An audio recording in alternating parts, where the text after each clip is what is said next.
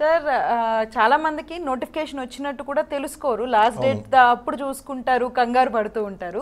So ఇప్పుడు అసలు ఏం నోటిఫికేషన్ వచ్చింది, ఏ పోస్టులకు వచ్చింది, ఎన్ని అర్హతలు ఏంటి? అదే ఇప్పుడు మనకి ఈఎంఈ సెంటర్ ఉందండి. ఈఎంఈ సెంటర్ మనకి సికింద్రాబాద్లో. ఎవరైతే డిఫెన్స్లో ఉద్యోగాలు చేస్తే చాలా దూరంగా బార్డర్లో వెళ్ళిపోవాలి, చాలా దూరంగా పని చేయాలి, నేను మా ఊరిలోనే పని చేసుకోవాలి, మా రాష్ట్రంలోనే సొంత రాష్ట్రంలోనే పని చేయాలి అని కొంతమంది అనుకుంటూ ఉంటారు. అటువంటి వాళ్ళ కోసం director general of electrical and mechanical engineers DGEME director general of electrical and mechanical engineers వీళ్ళు మన ఎస్టాబ్లిష్మెంట్, ట్రైనింగ్ ఎస్టాబ్లిష్మెంట్ సికింద్రాబాద్లో ఉందండి. అక్కడ కొన్ని వేకెన్సీస్ రిలీజ్ చేశారు. వేకెన్సీస్ కూడా కొంచెం రీజనబుల్లీ మంచిగా ఉన్నాయని చెప్పొచ్చండి. వేకెన్సీస్ చూస్తే ఓవరాల్గా 69 వేకెన్సీస్ ఒక్క ట్రైనింగ్ ఎస్టాబ్లిష్మెంట్లో సికింద్రాబాద్లోనే. అంటే 69 వేకెన్సీస్ దేశవ్యాప్తంగా పోటీ పడతారు. కానీ కొంచెం దీని గురించి ఇప్పుడు మనం ఈ కెరీర్ గైడ్ ప్రోగ్రామ్ ద్వారా మనం చెప్తున్నాం కాబట్టి మన ప్రేక్షకులకు తెలుస్తుంది. మ్యాక్సిమం చాలా మందికి తెలియదండి. తెలియదు కాబట్టి అప్లై చేయరు, కాంపిటీషన్ తక్కువ ఉంటుంది. అయితే ఉద్యోగాలు నోటిఫికేషన్ రావడం లేదు అని చెప్పేసి ఆందోళన చేస్తున్నటువంటి అభ్యర్థులందరూ ఇటువంటి విషయాల మీద ఫోకస్ చేయాలి అని చెప్తానండి. కారణం ఏంటి అంటే ఇవి చాలా బాగున్నాయండి. LDC అంటాం. LDC lower division clerk. ఇందులో 29 వేకెన్సీస్లో 25 వేకెన్సీస్ LDCకి సంబంధించినటువంటి వేకెన్సీస్. LDC అంటే లోయర్ డివిజన్ క్లర్క్, గ్రూప్ 4. మనం గ్రూప్ 4 ఉద్యోగాలని ఏదైతే అంటామో అది అక్కడ మనకి క్లాస్ 4 ఉద్యోగాలుగా మనకి అక్కడ మనం చెప్తాం. గ్రూప్ D ఉద్యోగాలు అంటాం. గ్రూప్ D ఉద్యోగాల కింద చెప్పచ్చు. LDC లోయర్ డివిజన్ క్లర్క్ అండి.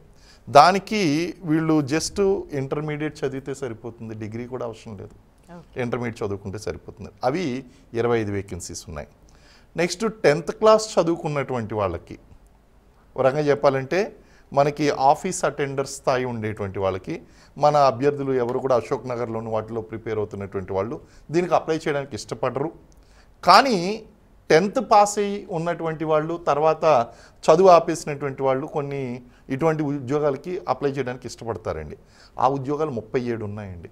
దీన్ని ఏమంటారంటే MTS మల్టీ టాస్కింగ్ స్టాఫ్ అంటారు. మల్టీ టాస్కింగ్ స్టాఫ్ అంటే ఆఫీస్ బ్యారర్ గాను లేకపోతే ఏదైనా చిన్న చిన్న పనులు చేయడం, ఇటువంటి అన్ని పనులు కూడా చేస్తూ ఉంటారు.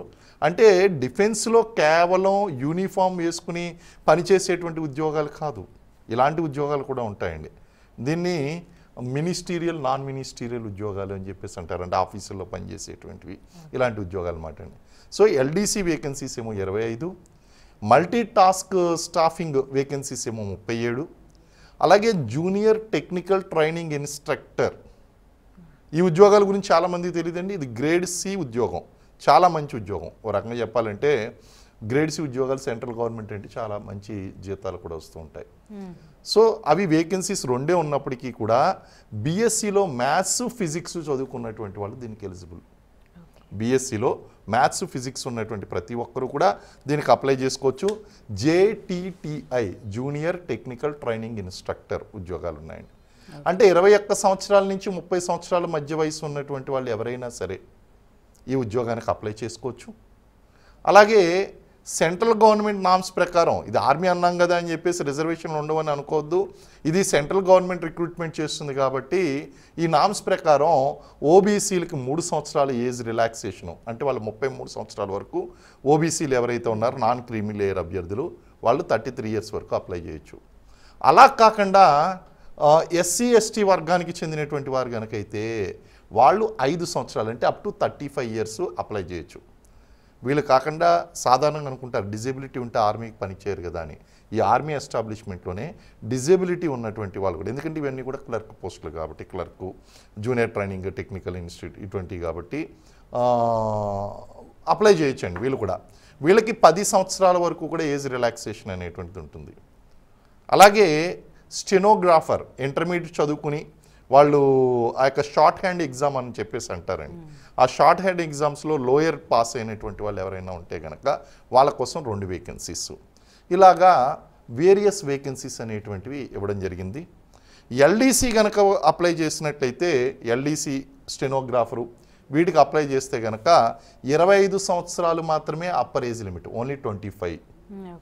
కానీ మల్టీ టాస్కింగ్ స్టాఫ్ కానీ టాస్క్ స్టాఫ్ వీళ్ళందరికీ కూడా అప్ టు 30 years వరకు ఉంటుంది. అలాగే ఎల్డీసీకి కూడా 30 years వరకు కూడా ఉందన్నమాట అండి. సో ఆ విధంగా ఏజ్ని బట్టి వాళ్ళు దాన్ని బట్టి అప్లై చేసుకోవచ్చు. ఇది అప్లై చేయాలి అంటే అభ్యర్థులు చేయవలసిన పని ఏంటి అంటే ఆఫ్లైన్లో, ఆన్లైన్లో కాదు, ఆఫ్లైన్లో మీరు అప్లికేషన్ సబ్మిట్ చేయవలసి ఉంటుంది. నోటిఫికేషన్ వివరాలు అనేటువంటివి మనకి DGEME వేకెన్సీస్ 2025, నేను చెప్తుంది జాగ్రత్తగా రాసుకోండి, director general of electrical mechanical engineers DGEME vacancies 2025 Secunderabad అని చెప్పేసి కొట్టండి. మీకు ఆ నోటిఫికేషన్ వివరాలు అనేటువంటివి వస్తాయి. వచ్చిన తర్వాత వాళ్ళు ఆఫ్లైన్ అప్లికేషన్ డౌన్లోడ్ చేసుకోవడం కోసం ఒక PDF ఫార్మాట్ అనేటువంటిది ఇచ్చారు. ఆ PDF ఫార్మాట్ డౌన్లోడ్ చేసుకుని అది అడిగిన దాని ప్రకారం మీరు ఆ యొక్క సర్టిఫికెట్స్ అనేటువంటివి అటాచ్ చేస్తూ వాటిని ఫిల్ చేసి దాన్ని ఈరోజే, మనం ఈ ప్రోగ్రామ్ ఈరోజే చేస్తున్నాం, అది ఈ రోజు నుంచి సబ్మిట్ చేయడం అనేటువంటిది. అప్లికేషన్ సబ్మిషను 11th అక్టోబర్ నుంచి మనకి లాస్ట్ డేట్ వచ్చి 15th నవంబర్ వరకు దీన్ని సబ్మిట్ చేయించండి. అంటే దాదాపు 35 రోజులు ఉంది, మనకి 25 రోజులు ఉంది. ఆ 25 రోజులు హ్యాపీగా 35 రోజులు ఉంది, మనం హ్యాపీగా అప్లై చేసుకోవచ్చు. కాబట్టి ఎవరైనా అప్లై చేయాలనుకునేటువంటి వాళ్ళు మళ్ళీ చెప్తున్నాను చూడండి, DGEME వెబ్సైట్లో కానీ లేదా DGEME వేకెన్సీస్ 2025 సికింద్రాబాద్ అని చెప్పేసి కొడితే దాని యొక్క వివరాలు అనేటువంటి మీకు చూపిస్తుంది. ఆ వివరాలు అప్లికేషన్ డౌన్లోడ్ చేసుకుని మీరు ఆఫ్లైన్లో ఈరోజు మొదలుకొని, అంటే 11 అక్టోబర్ 2025 మొదలుకొని నెక్స్ట్ మంత్ నవంబర్ 15 వరకు మీరు అప్లై చేయొచ్చండి. అప్లై చేయడం వలన మీరు ఆ ఉద్యోగాలకి అర్హులవుతారు.